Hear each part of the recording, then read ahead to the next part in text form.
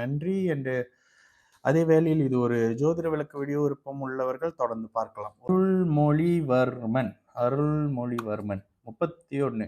இங்கிட்ட அருள்மொழிவர்மன், அங்கிட்டு ராகுல்னு கொடுத்துருக்கீங்க. எதுங்க உங்க பேரு? நிதானமா நிறுத்தி எல்லாம் பார்த்து கவனமா தான் சொல்றேன். 2, 3 கிளிப்பிங் அட்மின் குடுத்தாங்க.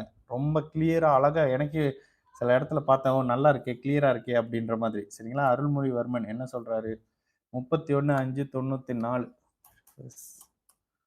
மே 94 சாரிங்க. 54 நானே உங்களுக்கே நெஞ்சொலி வந்திருக்கும். சரி. 5:05 PM மதுரை. இன்னைக்கு கொஞ்சம் டயர்டுங்க.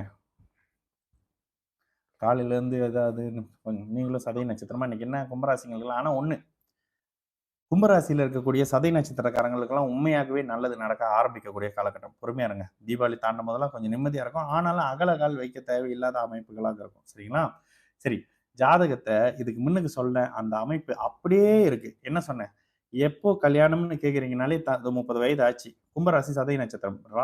ராசியில சனி இருந்தாலே அவரு இந்த இடத்த பார்ப்பாரு. 7ஆம் இடத்தை பார்ப்பாரு. லக்னத்துல ராகு இருக்கிறாரு. லக்னத்துக்கு 7ஆம் இடத்துல செவ்வாய் கேது தொடர்பு அப்படின்னு சொல்லிட்டு ஜாதகம் ஒரு மாதிரி ராசி லக்னங்களுக்கு 7ஆம் இடம் பாதிப்படைந்திருந்தாலும் கலத்திரக்காரகன் சுக்கிரன் சூப்பரா இருக்காரு. சரிங்களா? இந்த இடத்துல உங்களுக்கு சில அமைப்பு நடக்காம இருந்திருந்தா அதுவே பெரிய நல்லதுங்க. ராசி லக்னத்துக்கு 2, 8 அமைப்புகள் கெட்டு போயிருக்கு அப்படின்னாலே தாமத திருமண அமைப்பு. 2வது சனி 5ஆம் இடத்துல இருக்காரு. நல்ல வேளையா ஒரு தேய்பிரை சந்திரனோட அவர் சேர்ந்திருக்கிறது ஒரு நல்ல அமைப்பு தான்.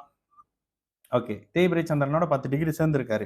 இது ஒரு மாதிரியான இந்த அமைப்புன்னு சொல்லுவாங்க புணர்ப்பு யோகம். ரிஷப துலாம் லக்னங்களுக்கு இது புணர்ப்பு யோகம். ஆனா ஜென்ம சனியெல்லாம் யோகம்லாம் வேலை செய்யாது. சரி, லக்னத்துல குரு திக்பலமா இருந்தாலும் அவரு உங்களுடைய 6ஆம் அதிபதி அப்படின்றத மைண்ட்ல வச்சுக்கிட்டு நீங்க 2027 வரைக்கும் ராகு தசை நடந்துகிட்டு இருக்கு.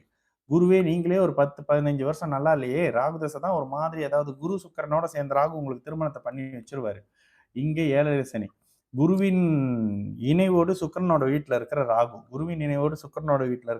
செவ்வாயின் பார்வையை வாங்கியிருக்காரு.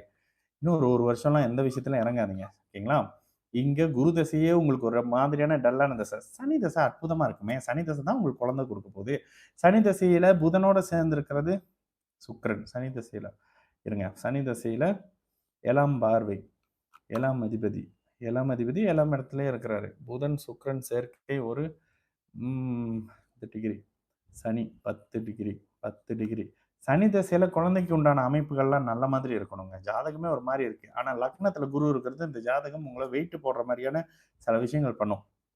நல்ல வேலையா செவ்வாய் மட்டும் லக்னத்தை பார்க்குறாரு. ராசியில சனி இருக்காரு. நீங்களே ஒரு மாதிரி இறுக்கமான, சொல்லப்போனா நீங்க இந்த ஜாதகர் கல்யாணத்துக்கு தயாராகவே இல்லை அப்படின்னே சொல்லிடலாம். சரிங்களா?